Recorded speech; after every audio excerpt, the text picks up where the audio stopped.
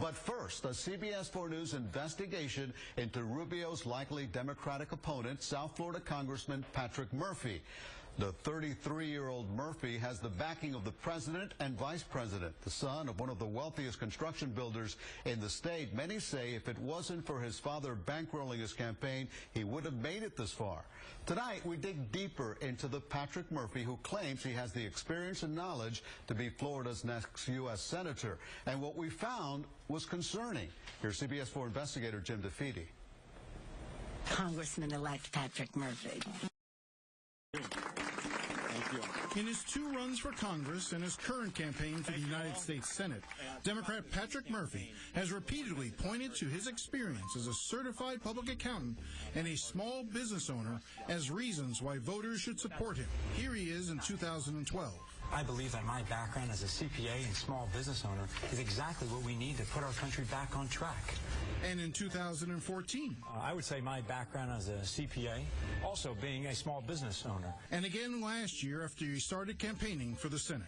I think I bring that experience to the table. A CBS 4 News investigation into Murphy's history as both a CPA and self-described small business owner shows Murphy has in some cases exaggerated his experience and in other instances made claims that were misleading or outright false. Murphy has never been a licensed CPA in Florida. Instead, he obtained his license in Colorado, even though he's never lived or worked there. He sought the Colorado license solely because the requirements there to become a CPA are lower. I'm Patrick Murphy. I'm a certified public accountant. Records show Murphy took the licensing exam 9 times before passing the 4 sections. I know what you're thinking. Accounting. Boring, right? And although he worked at a Miami accounting firm, his Colorado CPA license was never valid in Florida. I got my CPA license, and I spent years going to numerous Fortune 500 companies looking for inefficiencies, waste, and fraud. Documents obtained by CBS 4 News reveal his actual title with Deloitte & Touche was audit assistant, and experts in the accounting industry suspect Murphy either exaggerated or inflated the work he performed. Perhaps the most serious questions, however, center on his time as a small business owner. And to get the full picture, we came here to the southern shores of Louisiana because this is where Patrick Murphy claimed to make his mark as a businessman in 2010.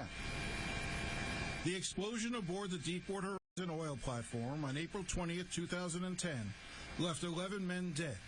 More than 200 million gallons of crude oil poured up from the bottom of the Gulf of Mexico. This was a real opportunity to say, wow, I'll be the guy to get the oil skimmers ready, protect our shores. I was ready to move on and start my own business anyway, so this was a great opportunity to not only protect Florida, but do my own thing. After 2.5 years at Deloitte & Touche, Murphy resigned, and a few months later, started Coastal Environmental Services. So how many contracts did you end up getting? Several.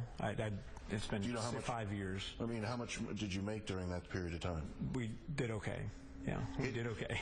Well, I'm just curious, because, I'm just curious as to how many contracts there were or what the nature of the contracts were. Be happy to get you those documents. It's been 5 years, though, so we did well. Although Murphy said he would be happy to turn over those documents during our interview in September, what followed were weeks and months of negotiations with his campaign staff.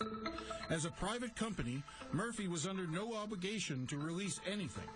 Ultimately, the campaign allowed CBS 4 News to review copies of the contracts, but only if we agreed not to name the companies who hired them or the dollar amounts of the contracts. First, it is now clear Murphy was not a small business owner. Coastal Environmental was controlled and financed by Murphy's father's company, Coastal Construction. But perhaps most important, neither Patrick Murphy nor Coastal Environmental Services were awarded a single contract to clean up oil in the Gulf. So how many contracts did you end up getting? Several.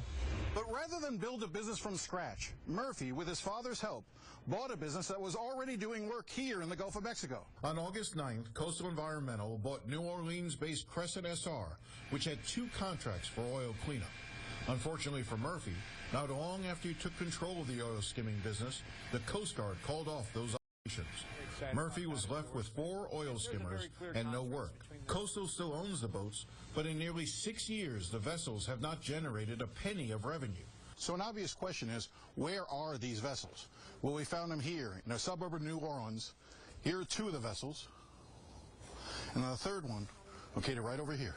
Murphy and his campaign said Coastal turned a modest profit and would provide financial records to prove it. The one document I was provided is not a financial statement. Jesse Singer is a CPA certified in financial forensics, hired by CBS 4 News to review the records. It doesn't really give you any picture of the financial health or operations of the company.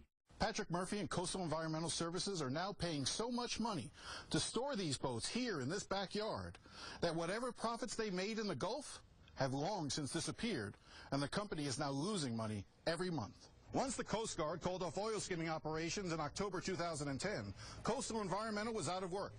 Murphy returned to South Florida and started his next project, running for a seat in the U.S. House of Representatives.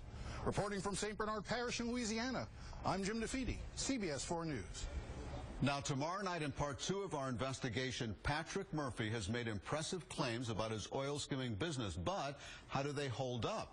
We're going to show you what we found out and more on our in-depth coverage on CBSMiami.com.